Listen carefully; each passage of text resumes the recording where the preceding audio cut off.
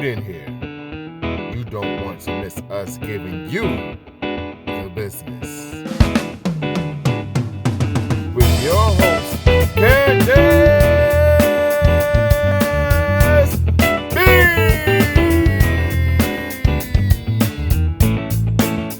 And it's your girl, World Famous Candace B, your podcast host for giving you the business. And here we have Kiarra Bland, our realtor today from Petersburg, Virginia. Tell us a little bit about yourself.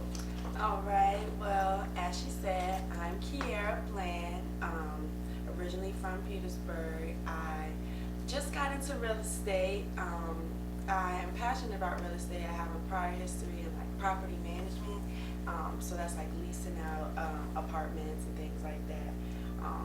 And that's originally where it started from. All right.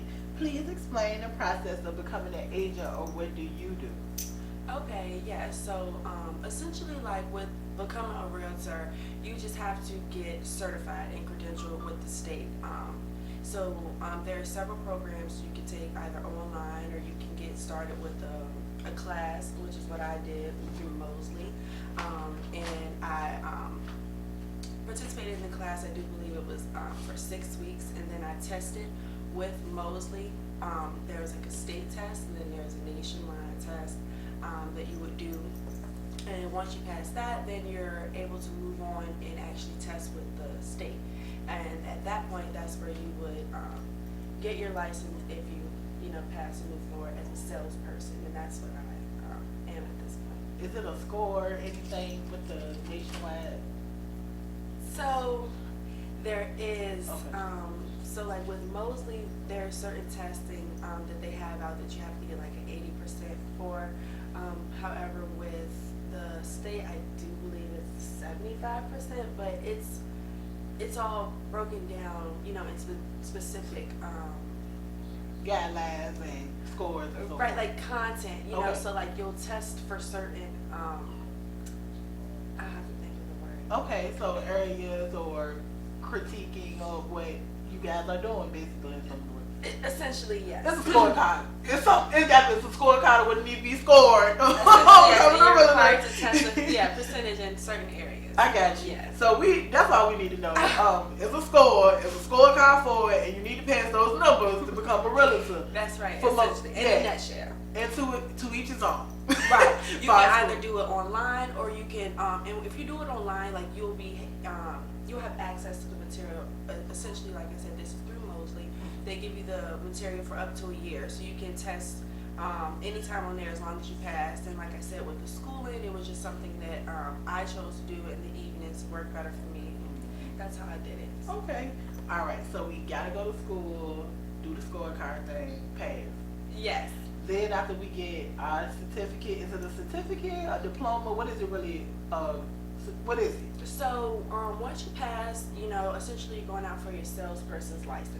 Okay. So you'll get your license, but you never What's the really license? receive a copy of your license. You will get one sent to you via email once you've gone through the application process with D4 and things like that.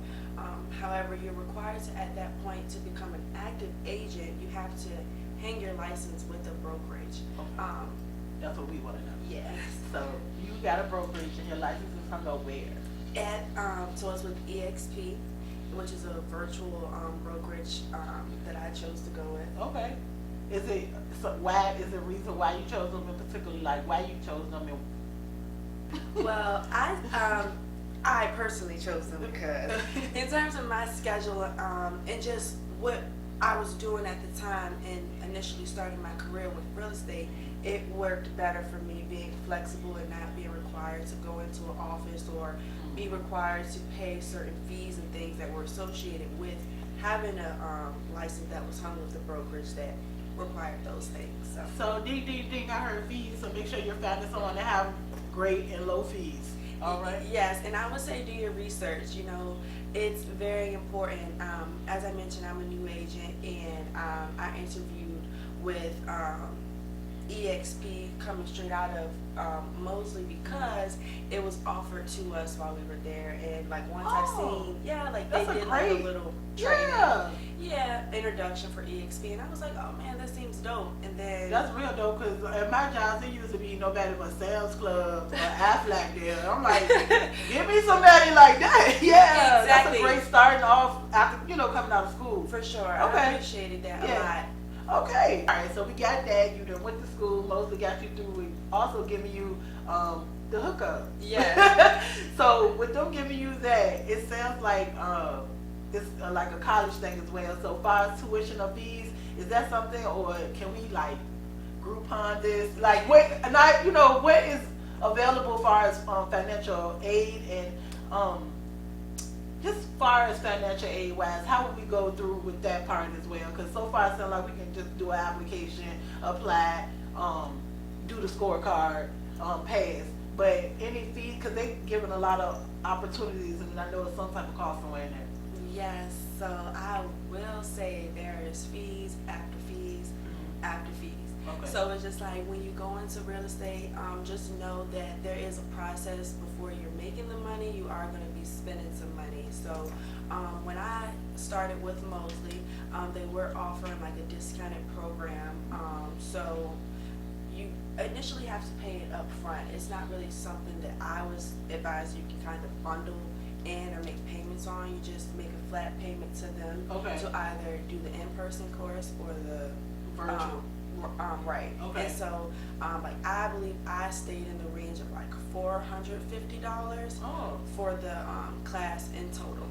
That's reasonable. So, and my man, I'll tell all my young viewers and anyone else, put $1,000 up. Putting the stack up, she already said that's $450. That's good.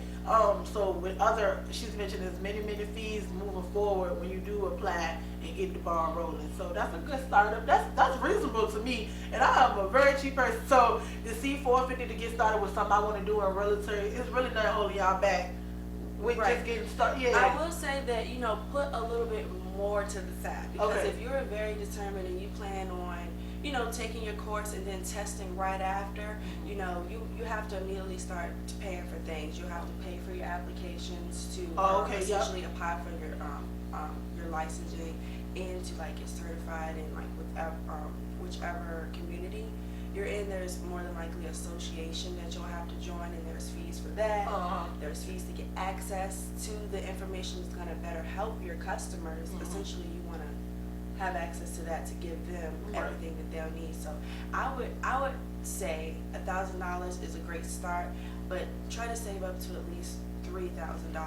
Okay, she gave me a realistic number. To be honest, just so you're not going into it thinking it's all like, glitz and glam. Like, because you may get discouraged, and it's just like if you're prepared for it, you'll be more, I feel like, geared towards staying on track and sticking with it. Right. Okay. Yeah. So 3 stacks. That's still realistic. Working side jobs, waiting for your tax money. You got a grandma that's gonna help you go to school. So just telling family members and friends what you want to do. Start a GoFundMe account. You do whatever you need to start. What you need is just like you said, consistent and just wanting to drive and driven or doing it. So I love that. So we done got our license and we done started. So now what? Okay, so at this point, as I said, I've hung my license with EXP. In EXP, there are certain things that they offer as well, such as a mentor program. You can either go with a mentor or you can join a team. So I took the team route. So I'm on a team.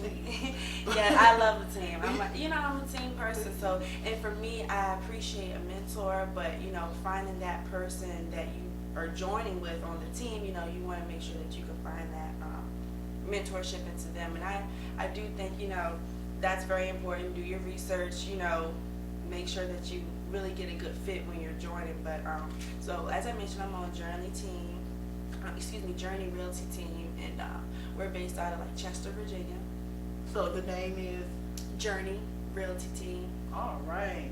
And you are based in Chester, VA. Yeah. All right. Okay, so we went to school for this. We got our license. We done locked in with our team in Chester. So now what do we do?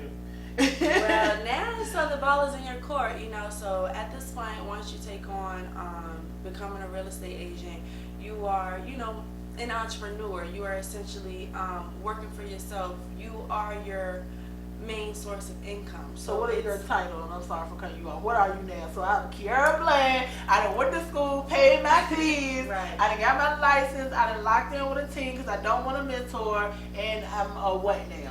Oh, I'm a realtor, babe. Oh! You know what I'm saying? Like, I'm a real estate agent, and I hold that title very highly, essentially like you said, it's Kiarra, I am now a real estate agent, so it's like the person that I am or display, it's like I want to be able to be professional and influence others because I've come a long way, you know what I'm saying? Like, I'm be honest and say that, but with pride because I can sit here as a real estate agent and tell you that, I've taken steps. It wasn't just like I woke up, was like, let me just be a real estate agent today. It was like I had to do some things, some grinding to get here. So what type of branding? Tell me some struggles. Tell me some things to look out for. Tell me if you feel like it's scamming that I need to worry about. And why you could be a realtor and I may not could be a realtor.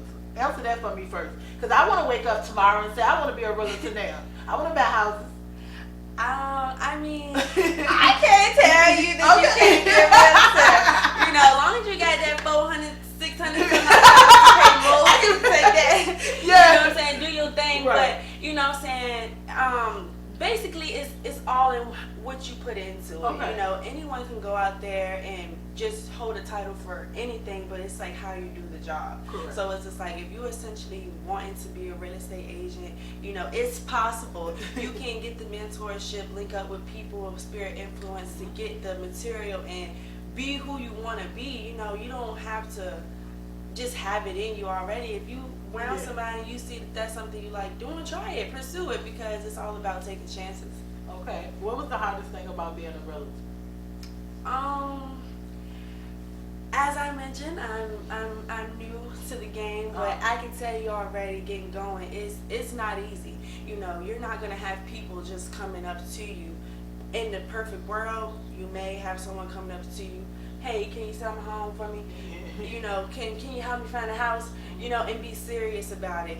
So it's just like you have to really make people want to choose you. It's like I said, you are your main source of income, so it's what you put into it. If you out there, you applying yourself, and you'll have people reaching out to you because they see that you're serious about what you're doing. Okay, great. And then with that type of hustle, what kind of income are you bringing in from being a realtor? If you don't mind me asking. Well, again, it's self-based, so it's all commission based. Okay, So that's what I'm asking. yeah, it's going to be based on your sales. Okay. Based off your sales, so you need to make some sales Yes. to get your commission. So, okay, so great. You're getting commission. Off the commission, you're on a team. So coming from the team and knowing there's other fees with buying homes, can you explain that a little bit for us and ABC form for me? Because I'm bad with numbers, Kiarra. I know. That's Okay, another let me thing. You want me to see. sign these contracts? I'm bad with numbers too. I thank God for the calculator most times, because you're trying to give somebody that. Yeah, me too. Yes. So. Hey Siri. Okay. Real quick. Real quick. But okay. I mean, I guess like, so commission. It's like when you are signing a contract, basically, everything is based upon a contract. Okay. So everything is negotiable, so it's what you decide, but essentially when you think about commission, it's at a 6%.